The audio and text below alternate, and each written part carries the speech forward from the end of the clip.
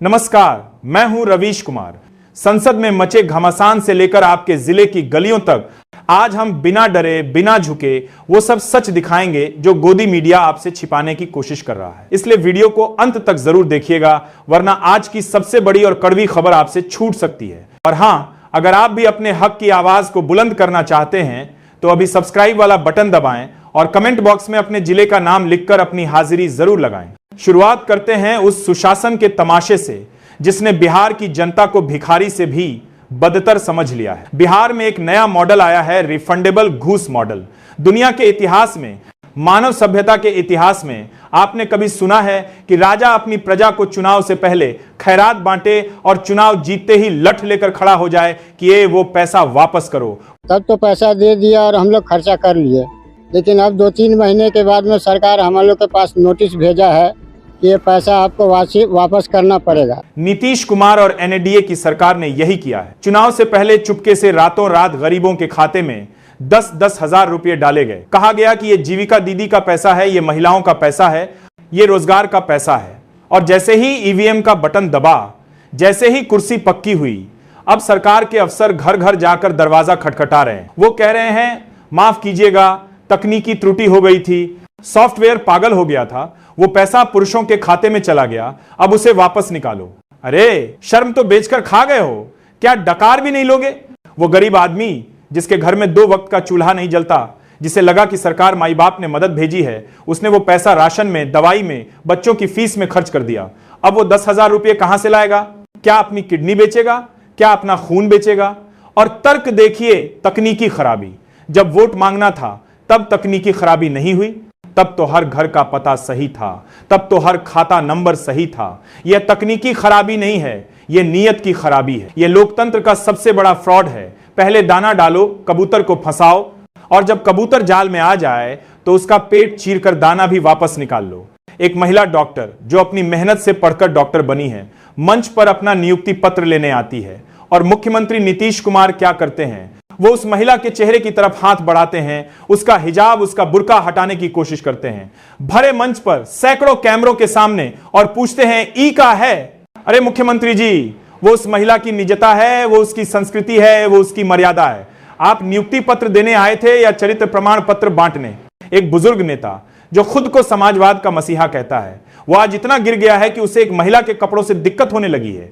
पीछे खड़े सम्राट चौधरी जो डिप्टी सीएम है, वो ऐसे असहज हो गए जैसे किसी ने उनकी धोती खींच ली हो। उन्होंने हाथ पकड़कर रोकने की कोशिश की, लेकिन सुशासन बाबू का फ्यूज तो कब का उड़ चुका है। यह वो सत्ता का नशा है जहां आपको सामने वाला इंसान नहीं, सिर्फ एक वोट बैंक या वस्तु नजर आता है। लानत है ऐसी कुर्सी पर और लानत है ऐसी राजनीति पर। लेकिन रुकिए, अगर आपको लगता है कि सिर्फ बिहार में अंधेर गर्दी है तो जरा दिल्ली की तरफ आइए। यहां तो गरीबों की कमर तोड़ने का नहीं, उनकी रीढ़ की हड्डी तोड़ने का पूरा इंतजाम कर लिया गया है। महात्मा गांधी का नाम हटाकर विकसित भारत का बोर्ड टांग दिया गया है। मनरेगा जो डूबते हुए गरीब का तिनका था, उसे अब मन मर्जी गा बना दिया गया है। नए कानून का मसौदा देखिए, आपकी रूह कांप जाएगी। इसमें एक क्लॉज जोड़ा गया है कि खेती के पीक सीजन में, यानी जब बुआई और कटाई का समय होगा, तब मनरेगा में काम नहीं दिया जाएगा। 60 दिनों तक काम बंद। क्यों? तर्क सुनिए सरकार का, ताकि खेती के लिए मजदूर मिल सकें। इसका हिंदी अनुवाद मैं कर देता हूं। इसका मतलब है, मजदूर को इतना मजबूर कर दो, उसे इतना भूखा मार दो कि वो सरकारी काम न मांग सके, और थक हार कर बड़े जमींदारों और कॉरपोरेट खेती करने वाले सेठों के खेतों में सस्ती दिहाड़ी पर काम करने को मजबूर हो जाए। यह रोजगार गारंटी नहीं है, यह बंधुआ मजदूरी का डिजिटल लाइसेंस, यह 21वीं सदी में गुलामी वापस लाने का षड्यंत्र है। सरकार ने कह दिया है कि पहले हम 90% पैसा देते थे, अब सिर्फ 60% देंगे, बाकी राज्य सरकार जाने, यानी योजना को ही मार दो। स्किल इंडिया का गुब्बारा तो पहले ही फूट चुका है, करोड़ों खर्च किए, मिला क्या? बाबा जी का ठुल्लू। और अब मनरेगा का गला घोंटा जा रहा है ताकि शहर से लेकर गांव तक हर मजदूर सिर्फ और सिर्फ सेठों की दया पर जिंदा रहे। और सेठ से याद आया, हमारे प्रधानमंत्री जी का बैग फिर पैक हो गया है। इस बार मंजिल है इथियोपिया। आप सोच रहे होंगे कि इथियोपिया क्यों? क्या वहां लोकतंत्र सिखाने जा रहे हैं? जी नहीं। खबरें आ रही हैं, और जैसा कि रवि नायर जैसे पत्रकार दावा कर रहे हैं, इथियोपिया में सोने की खदानें हैं, वहां रिन्यूएबल एनर्जी का बड़ा स्कोप है। और इत्तेफाक देखिए, जुलाई 2025 में ही अडानी ग्रुप ने इथियोपिया में दिलचस्पी दिखाई थी, और अब दिसंबर में साहब वहां जा रहे हैं। लोग पूछ रहे हैं यह भारत के प्रधानमंत्री का दौरा है या अडानी इंटरप्राइजेज के सेल्स मैनेजर का। क्या देश का प्रधानमंत्री अब एक व्यापारी के लिए लॉबिंग करने विदेश जाता है? हिंडनबर्ग की रिपोर्ट आई, दुनिया ने थू थू की, आरोप लगे कि शेयर बाजार में फ्रॉड हुआ है, लेकिन मजाल है कि एक जांच हो जाए। उल्टे अब नए नए देशों में जाकर नए नए ठेके सेट किए जा रहे हैं। इसे आप क्या कहेंगे, राष्ट्रवाद या पूंजीवाद की दलाली? और इस सल्तनत की हालत देखिए, बीजेपी ने तो गजब का मास्टर स्ट्रोक मारा है। बिहार के 45 साल के नितिन नबीन, जिन्हें कल तक गूगल भी ठीक से नहीं पहचानता था, उन्हें उठाकर सीधे कार्यकारी अध्यक्ष बना दिया, अमित शाह और नड्डा जी के बगल में बैठा दिया।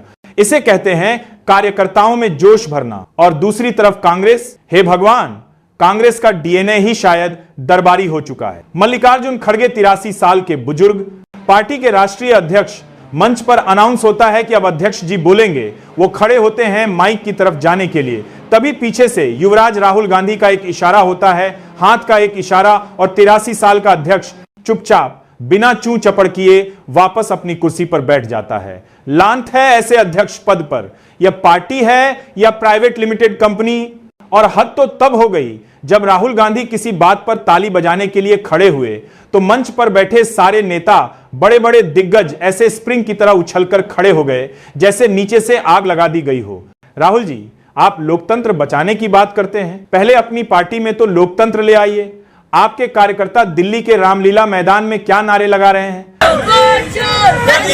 मोदी तेरी कब्र खुदेगी, आज नहीं तो कल खुदेगी, कब्र खुदेगी। मोदी तेरी कब्र खुदेगी।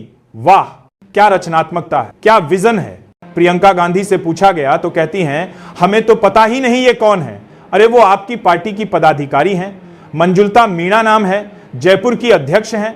वो कैमरा पर सीना ठोक कर कह रही हैं, हाँ हमने कहा और हमें कोई पछतावा नहीं है। मोदी तेरी खबर खुदेगी। देखो, वो तो आज आपने देखा ही होगा जनता में कितना आक्रोश है वोट चोरी को लेकर। और आज यहाँ जनता ने जो पूरे भारत के कोने से जनता आई है और इन्होंने साबित कर दिया है कि वोट चोरी के सब खिलाफ है। इन्होंने वोट चोरी करके जो ये सरकारें बनाई हैं, और निर्वाचन आयोग भी इनके कहने के अनुसार चल रहा है। नहीं, निर्वाचन आयोग स्वतंत्र है, उसका खुद का डिसीजन लेने का पावर होता है, लेकिन वो सरकार के इशारों पे चल रहा है। यही आपकी समस्या है। जब जब आप मोदी को व्यक्तिगत गाली देते हैं, चाहे मौत का सौदागर कहिए, नीच कहिए या कब्र खोदना कहिए, आप मोदी को गाली नहीं देते, आप बीजेपी को प्रचंड बहुमत का गिफ्ट देते हैं। बिहार चुनाव में उनकी मां को गाली दी, नतीजा क्या हुआ? एनडीए ने ऐतिहासिक जीत दर्ज। जनता को गाली गलौज पसंद नहीं है, लेकिन कांग्रेस के रणनीतिकारों के दिमाग में भूसा भरा है। आप जर्मनी घूमिए राहुल जी, पीछे से आपके चेलों ने आपकी पार्टी की कब्र खोदना शुरू कर दी।